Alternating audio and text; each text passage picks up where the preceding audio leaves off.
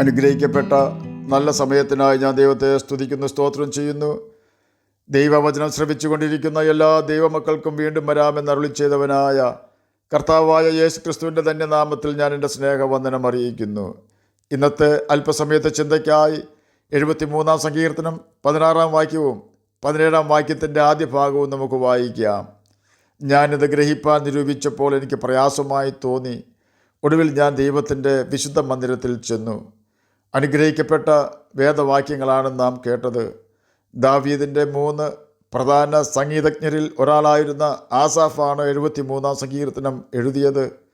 ന്യായപ്രമാണം കൃത്യമായി അനുസരിക്കുന്നവനും ദൈവാലയത്തിൽ ആരാധിക്കുവാനായി വരുന്ന ജനത്തെ ആരാധനയ്ക്ക് സജ്ജരാക്കുന്നതിനായി ഒരു വലിയ കൂട്ടം പാട്ടുകാരുടെ തലവനായി നിന്നുകൊണ്ട് ദൈവത്തെ പാടി സ്തുതിക്കുകയും ആരാധന ലീഡ് ചെയ്തുകൊണ്ട് ജനത്തെ ദൈവ സാന്നിധ്യത്തിൽ എത്തിക്കുന്നവനുമായിരുന്നു ആസാഫ്. എന്നാൽ 73-ാം സങ്കീർത്തനത്തിൽ കൂടി താൻ തൻ്റെ വ്യത മുഴുവനായി വെളിപ്പെടുത്തുകയാണ്. ആസാഫ് നേരിടുന്ന പ്രതിസന്ധി ഇന്ന് ഭൂമിയിൽ നേരാമണ്ണം ദൈവത്തിനു വേണ്ടി പ്രവർത്തിക്കുകയും ദൈവത്തിൻ്റെ കൽപ്പനകൾ അനുസരിച്ചുകൊണ്ട് ജീവിക്കുകയും ചെയ്യുന്ന മുഴുവൻ ദൈവദാസന്മാരും ദൈവമക്കളും നേരിടുന്നുണ്ട് എന്നതിന് സംശയമില്ല.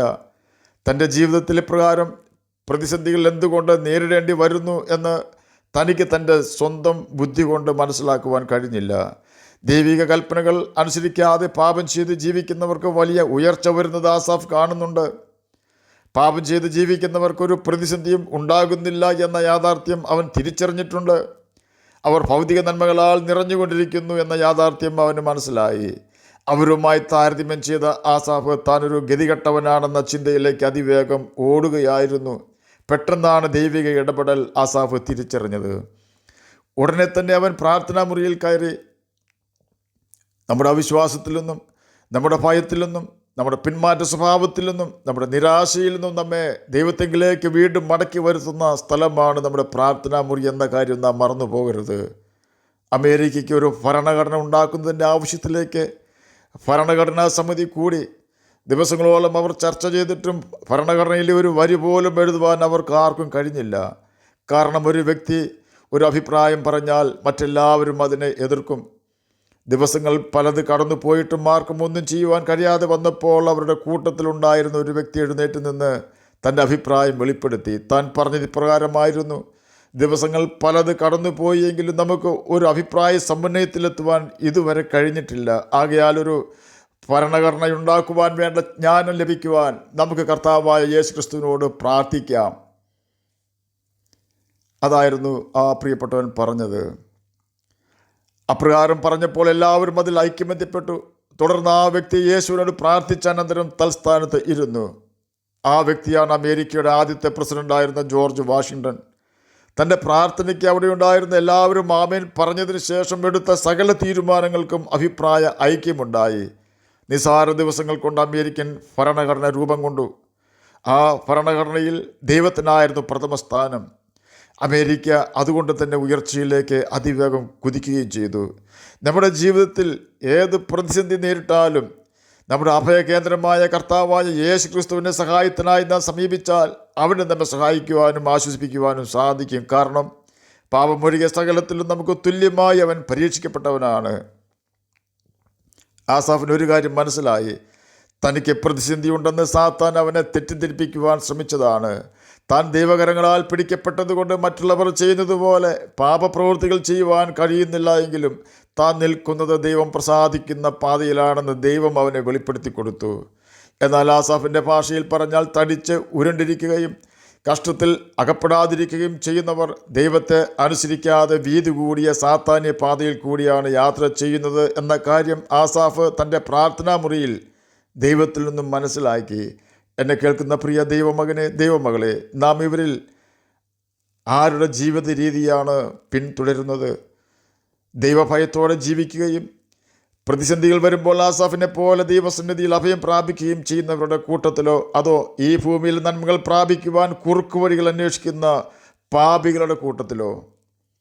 ആസാഫിനെ പോലെ പാപം ചെയ്യാതെ ജീവിച്ചാൽ, ദൈവകൽപ്പനകൾ അനുസരിച്ചുകൊണ്ട് ജീവിച്ചാൽ നമ്മെ നിരാശപ്പെടുത്തുവാൻ സാത്താനോ ദൈവഭയം ഇല്ലാത്തവരോ നമ്മെ സമീപിച്ചുവെന്ന് വന്നേക്കാം. ഓർക്കുക, കർത്താവായ യേശു ക്രിസ്തു എല്ലാ സമയത്തും നമുക്ക് അവൈലബിൾ ആണ്.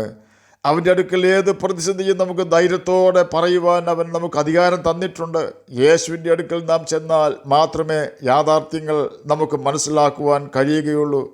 നമ്മുടെ ബുദ്ധി കൊണ്ടും യുക്തി കൊണ്ടും ഒന്നും ചിന്തിക്കാതെ യേശുവിൻ്റെ സന്നിധിയിൽ ആസാഫിനെ പോലെ കടന്നു ചെന്നാൽ നമുക്കും ആസാഫിനെ പോലെ നമ്മുടെ തലമുറയോട് ദ്രോഹം ചെയ്യാതെ ജീവിക്കുവാനും ദൈവത്തെ അടുത്തറിയുവാനും സാധിക്കും. ദൈവസന്നിധിയിൽ ചെന്ന ആസാഫ് തിരിച്ചറിഞ്ഞ ആദ്യത്തെ കാര്യം ദൈവം തൻ്റെ വലങ്കരത്തിൽ പിടിച്ചിരിക്കുന്നു എന്ന യാഥാർത്ഥ്യമാണ്. രണ്ടാമത്തെ കാര്യം ഒടുവിൽ തന്നെ ദൈവം മഹത്വത്തിലേക്ക് കൈക്കൊള്ളും എന്നതാണ്. എന്നാൽ ദൈവകൽപ്പനകൾ അനുസരിക്കാതെ വലിയ പാപങ്ങൾ ചെയ്ത് ജീവിക്കുകയും വലിയ ആർഭാടം കാണിച്ച് നടക്കുകയും ചെയ്യുന്നവരുടെ അവസാനം എന്താകുമെന്ന് ദൈവസന്നിധിയിൽ നിന്നും ആസാഫ് മനസ്സിലാക്കിയത് അവർ വഴുവഴുപ്പിലാണ് നിൽക്കുന്നത് എന്നാണ്. വഴുവഴുപ്പ് എന്നതുകൊണ്ട് അർത്ഥമാക്കേണ്ടത് ലക്ഷ്യബോധമില്ലാതെയുള്ള യാത്ര എന്നാണ്. ലക്ഷ്യമില്ലാത്തവർക്ക് ഒരിക്കലും വഴി തെറ്റുകയില്ല എന്ന ഒരു പഴഞ്ചൊല്ലുണ്ടല്ലോ. എന്നാൽ പ്രിയ ദൈവമകനെ, ദൈവമകളെ, നാം ലക്ഷ്യമില്ലാതെ ഒരിക്കലും ജീവിക്കരുത്. പിന്നത്തേതിൽ ദൈവം നമ്മെ അറിയുന്നില്ല എന്ന് പറയുന്ന അവസ്ഥയിലേക്ക് നാം എത്തിപ്പെടാതെ, എൻ്റെ പിതാവിനാൽ അനുഗ്രഹിക്കപ്പെട്ടവരെ, പിതാവ് നിങ്ങൾക്കായി ഒരുക്കിയിരിക്കുന്ന സ്ഥലത്തേക്ക് കടന്നു വരുവിനെന്ന് കർത്താവായ യേശു ക്രിസ്തു പറയുന്ന സാഹചര്യത്തിലേക്ക് നാം എത്തിച്ചേരണം. അപ്രകാരം നാം ആഗ്രഹിക്കുന്നുവെങ്കിൽ നിശ്ചയമായും നാം ബൈബിൾ വായിക്കുകയും അതിൽ നാം അനുസരിക്കുന്നതിനായി ദൈവം തൻ്റെ ഭക്തന്മാരെ ഉപയോഗിച്ച് എഴുതി വെപ്പിച്ചിരിക്കുന്ന കൽപ്പനകൾ അനുസരിക്കുകയും ചെയ്തുകൊണ്ട് പാപം ചെയ്യാതെ ജീവിച്ചുകൊണ്ട് നിത്യജീവനിലേക്ക് പോകുന്ന ഇടുങ്ങിയ വാതിലും ഞെരുങ്ങിയ വഴിയും നാം തിരഞ്ഞെടുക്കേണ്ടി വരും. ദൈവകൽപ്പനകൾ അനുസരിക്കുവാൻ തയ്യാറാകാതെയും ബൈബിൾ വായിക്കുവാൻ സമയമില്ലാതെയും ദൈവത്തോട് മത്സരിച്ച് സകലവിധ പാപവും ചെയ്ത് ജീവിച്ചാൽ വിശാലമായ പാതയിൽ കൂടി, വിശാലമായ വാതിലിൽ കൂടി അതിവേഗം നമുക്ക് മുന്നേറാൻ കഴിയും. ഒത്തിരി ആളുകൾ നമുക്ക് പിന്തുണ തരുവാനുമുണ്ടാകും. എന്നാൽ ആ വഴി അവസാനിക്കുന്നത് ഗന്ധകം കത്തുന്ന തീ പൊയ്കയിലാണെന്ന യാഥാർത്ഥ്യം നാം മറന്നു പോകരുത്. ഒരു യഹൂദ റബ്ബി കിടന്ന് കരയുകയാണ്. താനിപ്പോൾ പ്രായം ചെന്ന് മരണത്തെ മുഖാമുഖമായി കാണുന്നു. തൻ്റെ ശിഷ്യന്മാർ റബ്ബിയുടെ കരച്ചിൽ കണ്ട് അദ്ദേഹത്തോട് ചോദിച്ചു, അങ്ങെന്തിനാണ് കരയുന്നത്? ന്യായപ്രമാണം തെറ്റായി പഠിപ്പിച്ചുകൊണ്ടിരുന്ന ആ വൃദ്ധൻ പറഞ്ഞത് ഇപ്രകാരമായിരുന്നു: 2 വഴികൾ വ്യക്തമായി എനിക്കിപ്പോൾ കാണുവാൻ കഴിയുന്നുണ്ട്. അതിലൊരു വഴി നരകത്തിലേക്കുള്ളതാണെന്ന് കാണുമ്പോൾ തന്നെ എനിക്ക് മനസ്സിലാകുന്നുണ്ട്. എന്നാൽ അടുത്ത വഴി നിത്യസന്തോഷത്തിലേക്കുള്ളതാണെന്ന് സംശയമില്ലാതെ പറയുവാൻ എനിക്ക് കഴിയും. ആ വഴി കാണുമ്പോൾ തന്നെ ഞാനത് മനസ്സിലാക്കുന്നു. അവരെൻ്റെ അടുത്തേക്ക് വളരെ വേഗം വന്നുകൊണ്ടിരിക്കുകയാണ്. ഈ 2 വഴിയിൽ ഏത് വഴിയിലൂടെ ഏത് സ്ഥലത്തേക്ക് അവർ എന്നെ കൊണ്ടുപോകുമെന്ന് എനിക്കൊരു നിശ്ചയവുമില്ലാതിരിക്കുമ്പോൾ ഞാൻ കരയുകയല്ലാതെ മറ്റെന്ത് ചെയ്യുവാൻ? ബെൻസഗിയാസ് എന്ന റബ്ബിയുടെ വിലാപത്തെക്കുറിച്ചാണ് നാം കേട്ടുകൊണ്ടിരുന്നത്. നിത്യജീവനിലേക്ക് ഉള്ള വഴിയും നിത്യനരകത്തിലേക്കുള്ള വഴിയും തിരഞ്ഞെടുക്കേണ്ട ചുമതല മരണശേഷം നമ്മെ കൊണ്ടുപോകുന്നവർക്കല്ല എന്ന യാഥാർത്ഥ്യം കർത്താവായ യേശു ക്രിസ്തു നമ്മെ പഠിപ്പിച്ചിട്ടുണ്ട്. നല്ല ആരോഗ്യമുള്ളപ്പോൾ, ബുദ്ധി ക്ഷയിക്കുന്നതിന് മുമ്പ്, നടക്കുവാനും ഓടുവാനും കാലുകൾക്കും മസിലുകൾക്കും നല്ല ആരോഗ്യമുള്ളപ്പോൾ, നല്ല കാഴ്ചശക്തിയും കേൾവിശക്തിയും സ്പർശനശേഷിയും ഉള്ളപ്പോൾ നാമാണ് നിത്യജീവനിലേക്ക് പോകുന്ന ഇടുങ്ങിയ വാതിലും ഞെരുങ്ങിയ വഴിയും തിരഞ്ഞെടുക്കണമോ അതോ നിത്യനരകത്തിലേക്ക് പോകുന്ന വിശാലമായ വാതിലും വിശാലമായ വഴിയും തിരഞ്ഞെടുക്കണമോ എന്ന് തീരുമാനിക്കേണ്ടത് എന്ന് മത്തായി എഴുതിയ സുവിശേഷം 7-ാം അധ്യായം 13-14 വാക്യങ്ങളിൽ കൂടി കർത്താവായ യേശു ക്രിസ്തു നമ്മെ പഠിപ്പിച്ചിരിക്കുന്നു.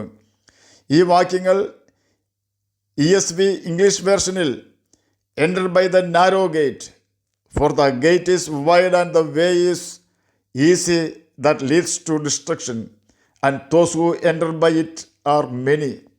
For the gate is narrow and the way is hard that leads to life, and those who find it are few എന്നാണ് രേഖപ്പെടുത്തിയിരിക്കുന്നത്. നിത്യജീവനിലേക്ക് പോകുന്ന ഇടുങ്ങിയ വാതിലും ഞെരുങ്ങിയ വഴിയും തിരഞ്ഞെടുക്കുന്നവന് സാവകാശം മാത്രമേ ആ വഴിയിൽ കൂടി യാത്ര ചെയ്യുവാൻ കഴിയൂ. കാരണം ബൈബിളിലെ ദൈവം പറയുന്ന കൽപ്പനകൾ അനുസരിച്ച് പാപം ചെയ്യാതെ ജീവിച്ച് മാത്രമേ ആ പാതയിൽ കൂടി നടക്കുവാൻ കഴിയൂ. തുടക്കത്തിൽ അല്പം പ്രയാസം നമുക്ക് തോന്നിയാലും സമാധാനത്തോടും സന്തോഷത്തോടും കൂടെ നമുക്ക് ദൈവഭവനത്തിൽ എത്തിച്ചേരുവാൻ വഴി കാണിച്ചുകൊണ്ട് പരിശുദ്ധാത്മാവ് നമ്മുടെ കൂടെ തന്നെ ഉണ്ടാകും. ദൈവാത്മാവിനെ അനുസരിച്ച് ജീവിക്കുന്നവർ മരിക്കുവാൻ കിടക്കുമ്പോൾ കരയുകയല്ല, ദൈവത്തെ പാടി സ്തുതിക്കുകയാണ് ചെയ്യുന്നത്.